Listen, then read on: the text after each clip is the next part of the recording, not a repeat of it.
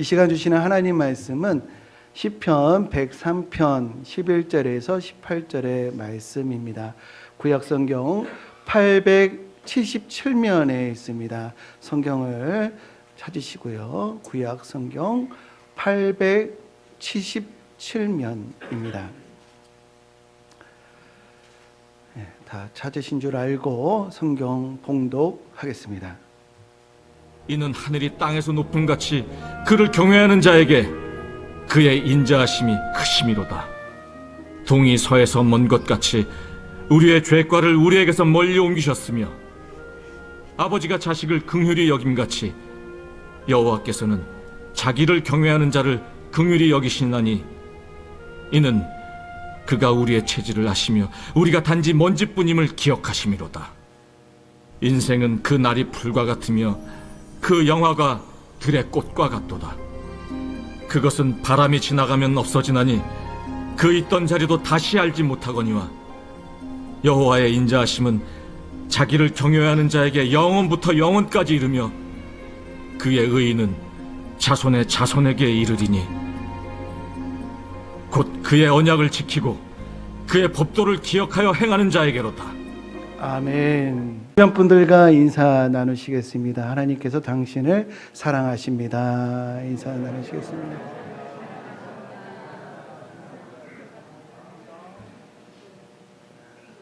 몇 년 전 일이었습니다. 벤처 중소기업부 장관으로 박성진 교수가 후보자로 선정이 되었는데 그 인사청문회에서 지구의 나이가 얼마인가라고 하는 공방이 이슈가 된 적이 있습니다. 박성진 교수는 포항공대의 교수인데 이분이 독실한 크리스찬이에요. 그래서 이분이 창조과학회에서 활동한 것을 빌미로 이제 딴지, 사성검증 이렇게 야당에서 이렇게 한 겁니다.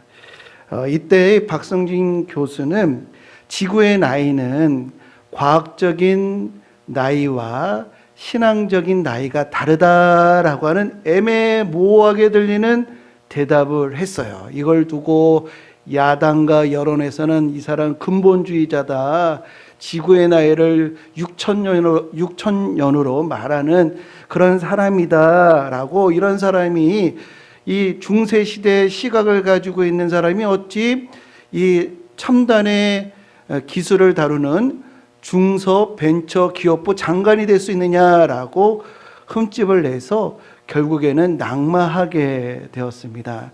이 일로 인해서 기독교 신앙, 창조 신앙은 비합리적이고 반과학적이구나라고 하는 인상을 주는 이런 흐름으로 흐르게 되었거든요. 이에 대해서 제가 오늘 설교 내용은 예전에 한번 언급한 적이 있었는데 설교는 반복해야겠더라고요. 지난주에 제가 무슨 설교를 했지 저 스스로도 설교 내용을 기억하는데 한참 걸리더라고요. 오늘은 153 주일이기 때문에 오늘 우리 학생 청년들 또 우리 다음 세대를 또한 생각을 하면서 설교를 준비를 했는데요. 오늘 매달 첫 주는 153 주일인데 우리가 마음 먹은 것처럼 계획한 것처럼 아직은 미학을 합니다. 하지만 3월 첫 주에는 우리 거룩한 부담감을 가지고 153 주일을 우리 지키는 우리 모두가 되시기를 주님의 이름으로 간절히 권면드립니다. 그날 좀 돈 좀 쓰세요. 오시면 밥 사겠다, 기름값 주겠다, 아이들 용돈 주겠다 이러면서 돈 좀 쓰시면서 어디다 돈을 쓰시겠습니까? 우리 영혼 살리는데 우리 자녀들의 영혼을 위해서, 신앙을 위해서 더 많은 관심을 기울이시기를 바랍니다. 지구의 나이가 6천년이다라고 하는 근거가 어디서 나왔냐면요, 중세 시대 때, 그때는 이 로마 카톨릭의 반작용으로 오직 성경이라고 하는 것을 강조하다 보니까 성경에 있는 내용을 문자 그대로 해석하는 흐름이 좀 강했어요. 그래서 천지창조 6일을 그대로 계산을 하고 또 족장들의 연대를 또 더하기를 하니, 즉 역산을 하니 한 2000년, 한 4000년 정도가 되는 거예요. 성경에 나오는 세월들을 다 더하면 4,000년이 됩니다. 이것을 기원 후 2,000년이니까 4,000년 더하기 2,000년에서 6,000년이다. 지구의 나이가 그렇다라고 주장하는 것이 중세시대 때 일부 신학자와 목회자들로 인해서 주장이 되었습니다. 그러나 지금 어느 우리 신학자도 그렇게 주장하는 이가 없어요. 창조과학회 내에서도 일관된 의견이 있지 않고요. 성경 어디에도 지구의 나이와 이 우주의 나이에 대해서 직접적으로 언급하는 바도 없고요. 그리고 우리 한국교회 어느 교단 신학교도 이것을 교리로 가르치는 곳이 어디에도 없습니다. 그런데 왜 과학과 성경이 충돌하는 것처럼 보이는가? 그 이유는요, 과학자들은 이 창조 세계를 시간의 양으로만 따지려고 하는데 성경은 그렇지 않다는 거예요. 창조는 결코 시간의 양으로 측정할 수 없다고 주장하기 때문에 충돌이 생기는 것입니다. 우리 성도님들, 우리 대한민국에서 가장 높은 빌딩, 건물이 뭘까요? 여기서도 보이죠? 송파구에 있는 롯데타워입니다. 이 건물은 123층이고 높이가 555m예요. 그렇게 맞힌 것 같아요. 그리고 이 건물을 어디서 시공을 했냐면 롯데 건설에서 만들었고요.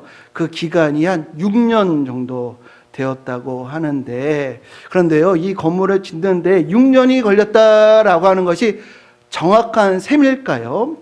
이 건물을 짓는 데에 첨단 기술이 사용이 되었다고 하는데, 첨단 건축 기법이 거기에 이르기까지 얼마나 많은 시행착오와 얼마나 많은 경험이 축적이 되었을까. 그 모든 과정을 더해야 정확한 셈이 되지 않겠는가라는 것입니다. 안양역 근처에 보면은 이 다음과 같은 건물이 있는데요. 이 건물은 아직까지도 완공이 되지 못했어요. 24년째 이 상태로 있다고 합니다. 이 건물은 이 건물이 완성되는데 몇 년이 걸렸다라고 하는 것이 정확한 것일까요? 사람이 만든 모든 제품은요, 결코 시간의 양으로 따질 수는 없어요. 시간도 필요하지만 만드는 자의 능력, 그리고 만드는 자의 의지에 따라서 세상의 모든 존재하는 제품들은 거기에 달려 있는 것입니다. 제가 만일 이 마이크를 만든다고 한다면 얼마나 시간이 필요할까요? 아마 평생을 해도 이 정도의 성능을 가진 마이크를 만들 수가 없을 거예요. 여기는 이것이 좋은 마이크라고 어느 기술자가, 전문가가 그런 얘기를 하는데, 공장에서는 뚝딱 만들겠지만 어느 누구에게는 대를 이어도 만들기 어려운 일이기도 하는 것입니다. 이렇게 창조물에는 시간뿐만 아니라 만들고자 하는 이의 능력, 그리고 의지가 필수 요소이다. 집마다 지은이가 있으니 집도 시간의 양으로 따지지를 않는데 만물을 지으신 이는 하나님이시니라. 우주 만물을 시간의 양으로 따지는 것은 참으로 고집스러운 억지다라고 말할 수가 있겠습니다. 천지 창조의 시간에 관해서 아주 지금도 신학적으로 영향을 주고 영감을 주는 위대한 신학자가 있는데, 그는 아우구스티누스입니다. 기독교 역사 가운데 가장 위대한 신학자 중에 한 명인데, 이분이 22년 동안 책을 썼어요. 그 책 제목이, 타이틀이 신의 도성인데, 거기서 이런 말을 했습니다.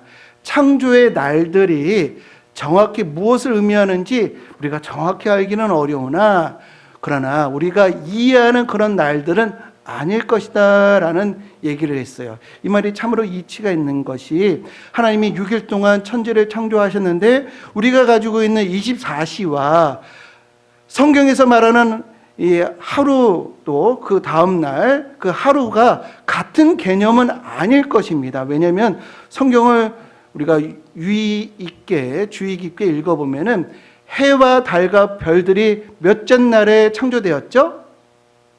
넷째 날에 창조가 되었어요. 그러니까 우리가 가지고 있는 시간 개념과 성경에서의 하루가 같은 것은 아니다라고 하는 것인데, 아우구스티누스가 고백론에서 이런 흥미로운 말을 했어요. 창조 이전에는, 천지 창조 이전에는 시간도 없었다라고 하는 주장을 했습니다.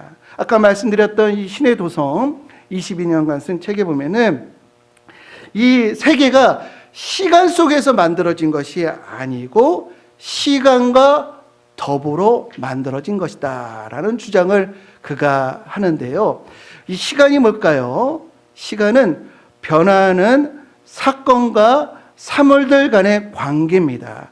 변화하는 사건과 사물들 간의 관계. 그러면 사물도 없고, 사물이 없으니까 사건도 없으면은 무엇도 없을까요? 시간도 없다는 것이에요. 하나님이 공간을 만드시고 또 물질을 만드시는 그 창조와 함께 시간도 탄생하게 되었다. 시간이라고 하는 선상 속에서 창조를 하신 것이 아니라 시간을 초월해서 하나님이 우주 만물을 만드셨다라는 것이에요. 시간이 무엇이라고요? 변하는 사물과 사건들 간의 관계다. 이것을 제가 좀 쉽게 설명을 드리면은, 제가 오늘 우리 학생들을 위해서 다른 영화를 예를 들까라고 했는데, 우리 성도님들 위해서 배너를 가지고 예를 들면은, 배너 포스터로 보면은 그 밑에 사용시간 123분이라고 되어 있어요. 그 문구, 시간이 123분이라고 하는 이 시간이라고 하는 그 양이 무엇을 의미하는가? 그것은요, 이 영화의 내용을 당신이 그대로 스토리를 표현하고 그대로 모든 변화를 다 말하게 되면 그만큼 시간이 필요할 것이다 라고 하는 의미예요. 배너라고 하는 영화가 이 예루살렘에 아주 대대로 훌륭한 귀족 가문의 배너라고 하는 사람이 있었는데, 친구 중에 이 나라가 로마의 제국 아래에 있었잖아요. 근데 메살라라고 하는 친구가 로마 군대 사령관이 돼가지고 예루살렘에 온 거예요. 그 예를 들면은 우리나라 사람이 일본에 가가지고 일본 순사가 돼가지고 일제강점기에 한국에 왔다, 이렇게 표현할 수가 있는 거예요. 그런 메살라가 배너를 배신을 해가지고 그 집안을 망하게 하고 가족들도 다 죽게 하고 이 배너를 노예로 만든 거예요. 그래서 노예로 있다가 5년 동안 고생을 하다가 이 배너가 이 예루살렘에 돌아와요. 그래서 예루살렘에서 죽음을 불사하는 전차 경주를 통해 메살라와 로마에게 뜨거운 복수를 했다라고 하는 내용이 바로 배너의 스토리입니다. 제가 이 배너라고 하는 내용을, 스토리를 막 사건의 변화를 얘기하는 동안에 뭐가 흘렀죠? 시간이 흘렀어요. 우리 뭔가 가지고 있는 마음을 우리 친구들에게 표현하려면 뭐가 필요하실까요? 사건의 변화, 사물의 변화를 막 설명하려면 무엇이 필요하겠어요?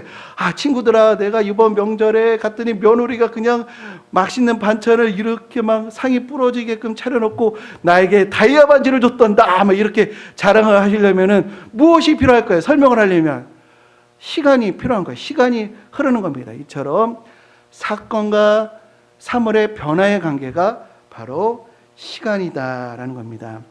이 변화가 시간이라고 한다면요, 시간이 흐른다라고 하는 것은 또 무엇을 의미할까요? 끊임없이 무엇인가가 변화된다는 의미입니다.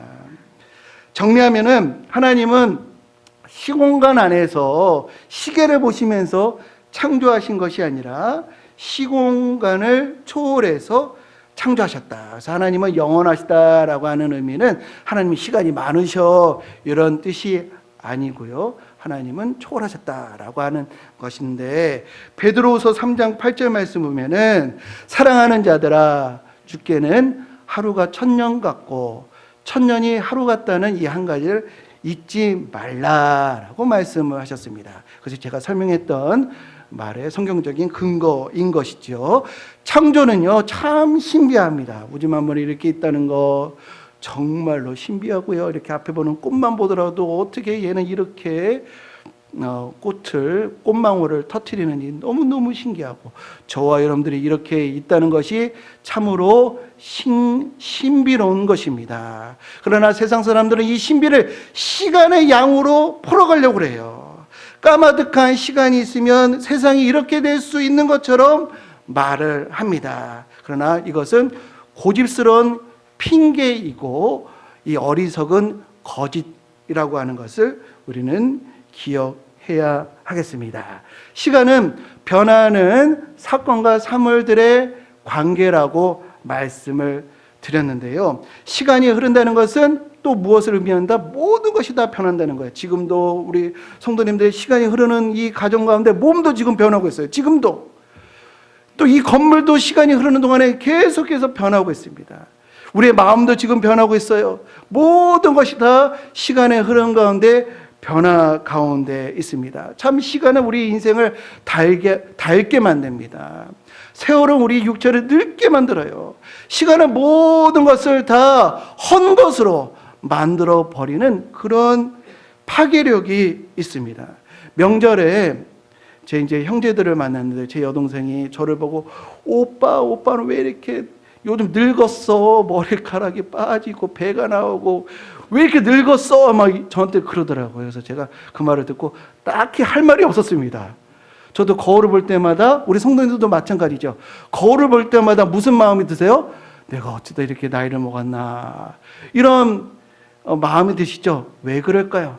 다 우리가 시간의 지배 아래에 있기 때문에 그렇습니다. 시간이 흐른다는 것은 모든 것이 다 변화한다는 것이에요. 오늘 본문을 보면은 우리의 인생이 이 풀과 같고, 인간의 영광이 아무리 크다 할지라도 들의 꽃과 같다. 그 있던 자리도 바람이 불면은 사라지고 알 수 없는, 그냥 사라져버리는 그런 인생이다라고 오늘 성경은 우리에게 알려주고 있습니다.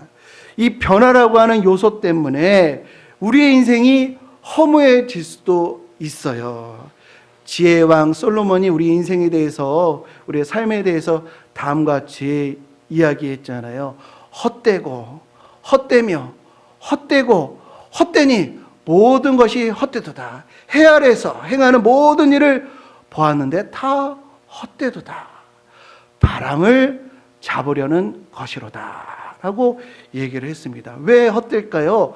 이 전도서는 깊이 있는 책이기 때문에 입체적으로 우리의 인생이 헛된 이유에 대해서 말씀하고 계시는데, 첫 번째 헛되다라고 말하는 이유는 이 땅의 모든 것이 다 영원하지 않고 변화하고 있기 때문에 그래요.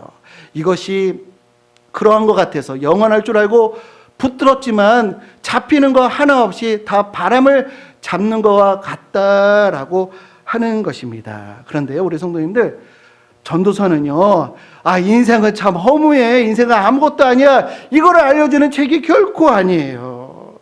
시간이 가져다 주는 변화, 이것을 허무가 아닌 축복으로 바꿀 수 있다, 이거 알려주는 책이 바로 전도서입니다. 사라질 것, 썩어질 것, 이것을 영원한 상급으로 바꿀 수 있는 비결이 있어, 이걸 알려주는 것이 바로 전도서임을 믿으시기를 주님의 이름으로 축복합니다.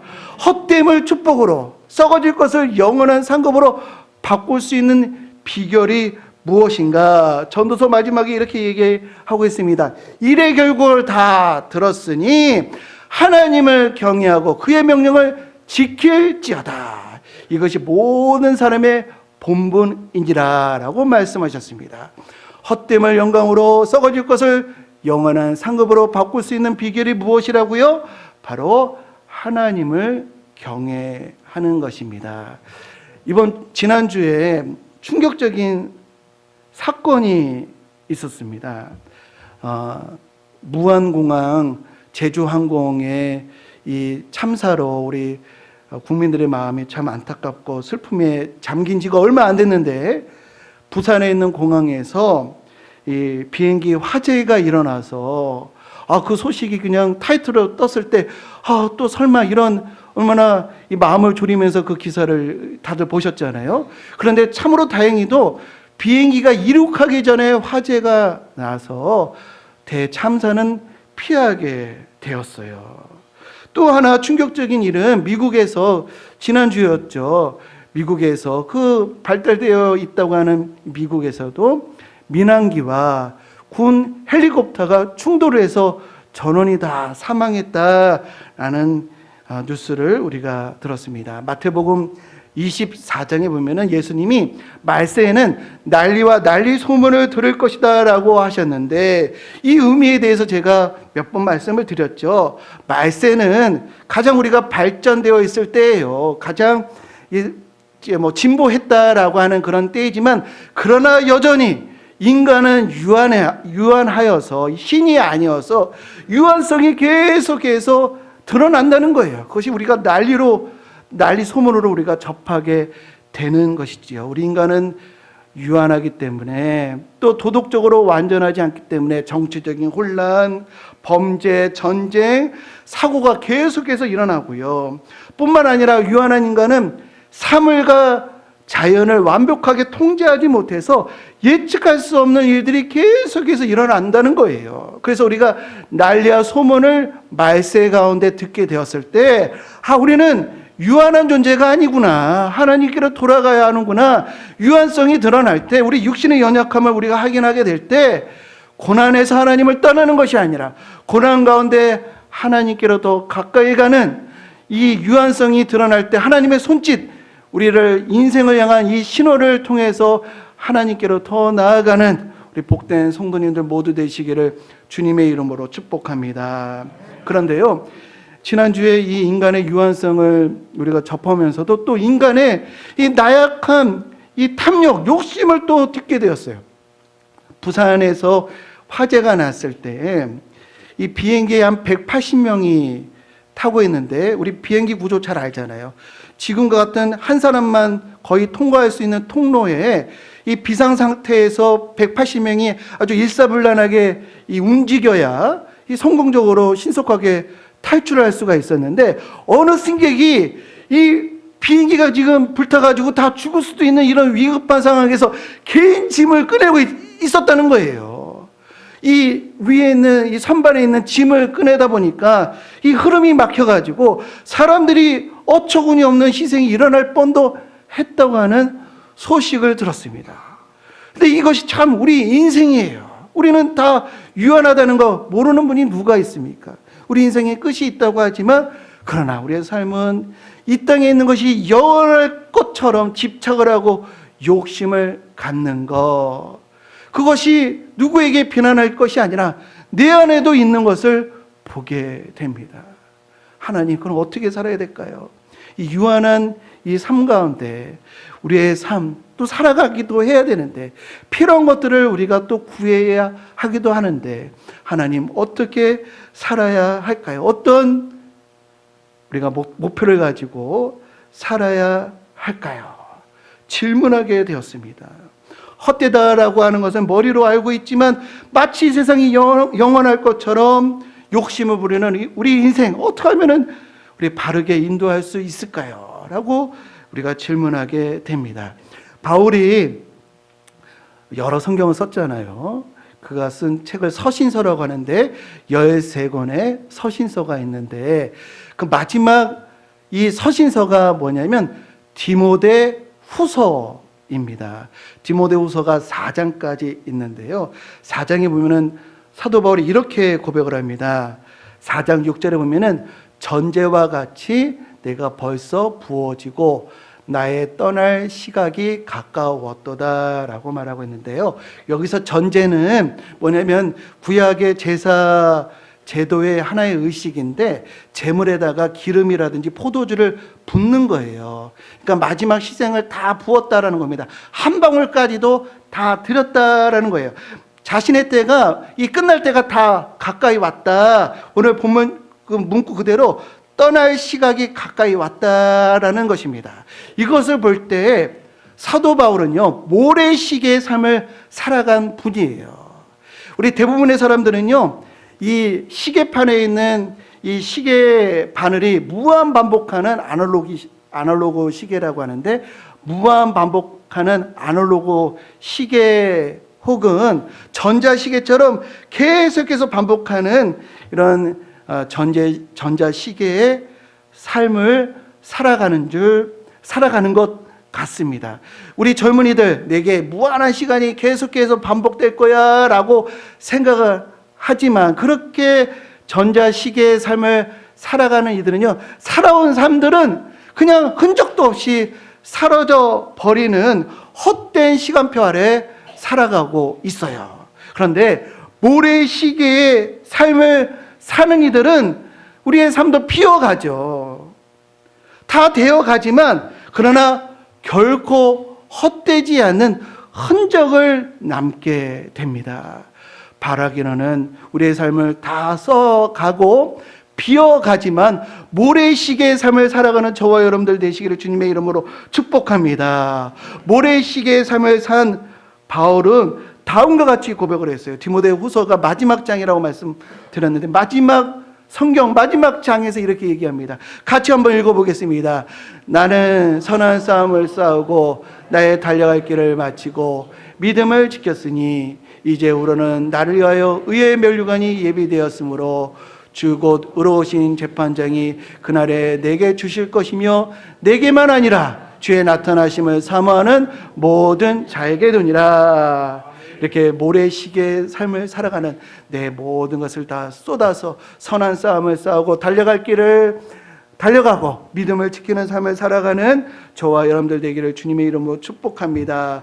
그러기 위해서는 우리 시각이 달라져야 돼요. 불타는 비행기 안에서도 세상의 짐을 바라보는 시각에서 하늘을 바라보는, 하나님의 사명을 바라보는, 하나님의 공의를 바라보는 시각으로 바뀌어야 될 줄로 믿습니다. 그래서 우리에게 표대가 필요하거든요. 세상을 바라보는 그 시각에서 하늘을 바라보는 표대로 바뀌어야 하거든요. 어떻게 사도 바울이 모래시계의 삶을 살게 되었는가? 그 이유에 대해서 빌립보서에 보면은 표대를 향하여 그리스도 예수 안에서 하나님께서 나에게 부르신 부르심대로 표대를 향하여 나아간다라고 말하고 있습니다. 우리 성도님들, 우리 표대를 가져야 되는데요. 첫 번째 표대는요, 오늘 본문 17절 보면은 103편 17절에 보면은 여호와의 인자하심은 자기를 경외하는 자에게 영원부터 영원까지 이르며 그의 공의는 자손의 자손에게 이르리니 라는 말씀이 있는데요. 이것이 표대가 되어야 하는데요. 성경의 표현은 다 하나님의 주권을 강조하는 것입니다. 좀 띄워보세요.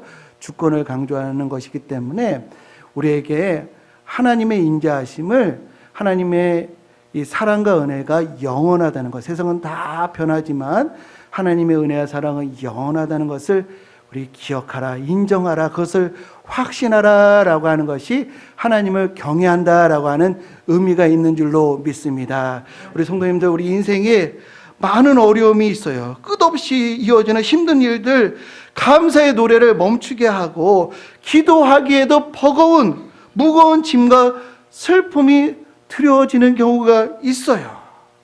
그러나 우리가 바라봐야 될 표대는 높음이나 기쁨이나 다른 어떤 피조물이라 할지라도 우리를 우리 주 그리스도 예수 안에 있는 하나님의 사랑에서 끊을 수 없으리라 라고 하는 표대를 바라보면서 우리에게 있는 고난을 연단으로 바꿔가시는 저와 우리 모든 성도님들 되시기를 주님의 이름으로 축복합니다.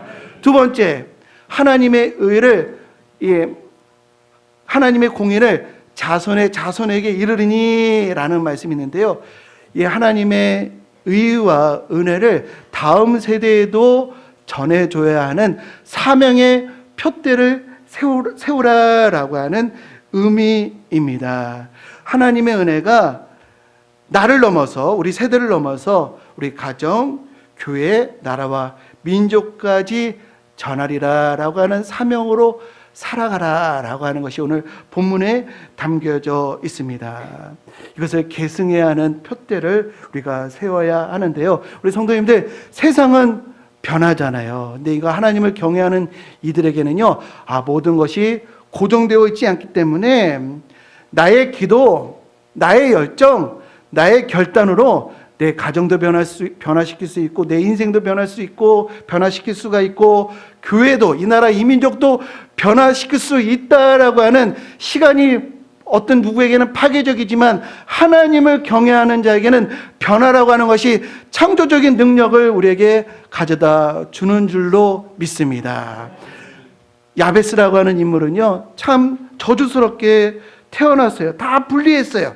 그러나 그가 형제보다 귀중한 자가 될 수 있었던 것은 하나님을 경외했기 때문인 줄 믿으시기를 주님의 이름으로 축복합니다. 하나님을 경외하면 인생을 변화시킵니다. 고넬료는 이방인이었지만 하나님을 경외함으로 집안을 변화시켰고요. 사도 바울은 하나님을 경외함으로 교회를 변화시켰고요. 다윗은 하나님을 경외함으로 어디든지 나가는 곳마다 이기게 되는, 국가를 변화시키는 역할을 감당한 줄로 믿습니다. 시간은 모든 것을 변화시키는 파괴력이 있지만 하나님을 경외하는 자에게는 창조력이 된다. 예화를 하나 드리고 마치겠습니다. 어느 여우가 포도밭을 지나가는데, 이 그림 보면은 여우예요. 강아지 아니고 여우인데, 포도가 너무 먹음직스럽게 막 주렁주렁 이 열매를 맺은 겁니다. 너무 먹고 싶다라고 했는데 울타리가 너무 높고 촘촘하게 되어 있어서 들어갈 수가 없는 거예요. 근데 막 억지로 포도 먹겠다고 하는 그 이름으로 그냥 머리를 쑤셔 넣었더니 머리는 빠졌는데 몸이 빠지를 않는 거예요. 그래서 4일 동안 이 금식을 했다고 합니다. 그래서 4일 동안 금식을 하고 몸이 홀쭉해져가지고 포도밭에 들어가가지고 그 맛있는 포도를 막 잔뜩 먹은 거예요. 막 그냥 엉망으로 만들면서 포도를 잔뜩 먹어가지고 나오려고 하는데 어라? 머리는 나오는데 막 배가 불러가지고 나갈 수가 없는 거예요. 야, 이러다가는 포도밭이 엉망이 됐으니 주인에게 밝히면 난 죽겠구나 라고 생각해서 어떻게든 빠져나가기 위해서 어떻게 했을까요? 4일을 또 금식을 한 거예요. 그래서 하는 말이 들어갈 때나 나올 때나 배는 일반이더라 라고 탄식을 했다라는 겁니다. 디모데전서 6장 7절에 같이 한번 읽어보겠습니다. 우리가 세상에 아무것도 갖고 온 것이 없으며 또한 아무것도 가지고 가지 못하리니. 우리 성도님들 어떻게 살아야 할까요?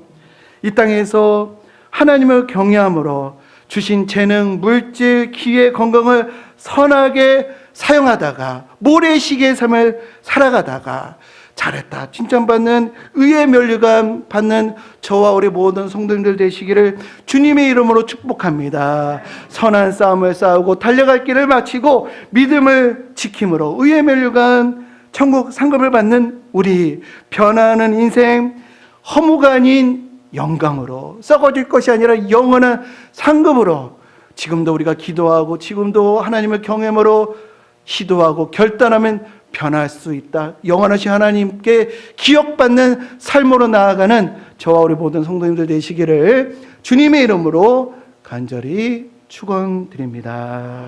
함께 찬양하겠습니다. 나의 가는 길 주님 인도하옵소서.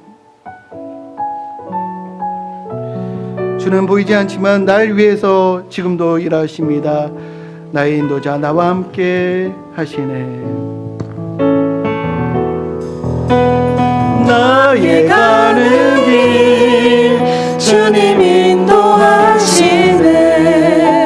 그는 보이지 않아도 날 위해 일하시네. 주 나의 인도자 항상 함께 하시네.